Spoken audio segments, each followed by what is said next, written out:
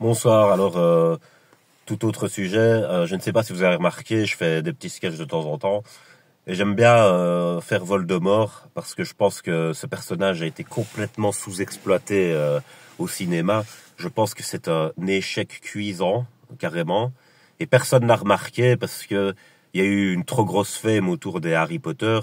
Et c'est assez normal parce que l'écriture de J.K. Rowling, elle est extraordinaire. Enfin, en tout cas, son imagination est allée très loin. Et, euh, et donc, ça a quand même un bon rendu cinématographique, même s'il y a des échecs qu'on peut cacher de ce fait. Et je pense que le personnage de Voldemort est un très gros échec. Euh, En fait, le serpent, c'est une symbolique. Le serpent, c'est pas au premier degré. Le serpent, il a une double langue. C'est-à-dire, ça représente le double discours, en fait. Qu'on a deux visages. Voilà, c'est ça que ça représente, le serpent dans sa symbolique.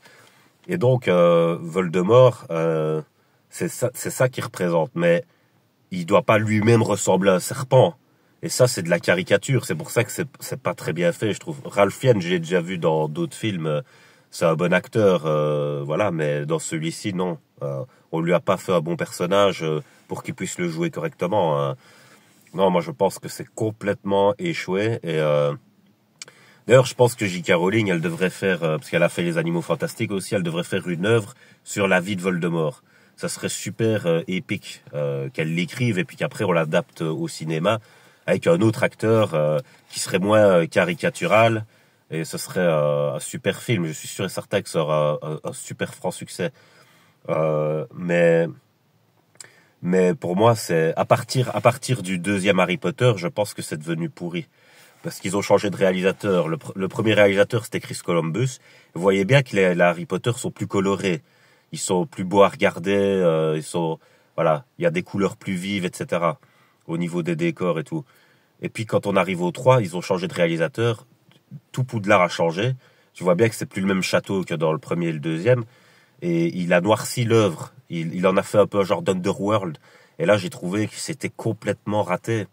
Parce que moi, je j'avais pris l'habitude du premier opus. Et d'ailleurs, moi, j'ai été agréablement surpris par le casting de Harry, Ron et Hermione.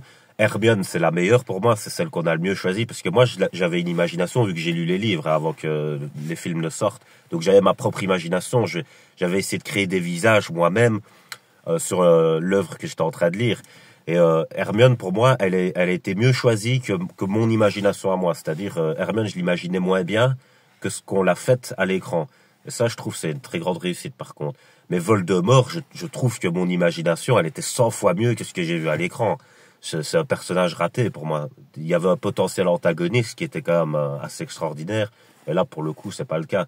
Donc, pour moi, il faudrait refaire à la limite, il faudrait racheter la franchise et les refaire. Je pense pas que ce soit possible vu la fame qu'il y a eu autour, mais peut-être adapter en série ou des choses ainsi alors, ou alors faire une œuvre sur la vie de Voldemort à part des Harry Potter. Et là, ça donnerait quelque chose peut-être. Voilà, donc je vais laisser sur ça. Passez une bonne nuit.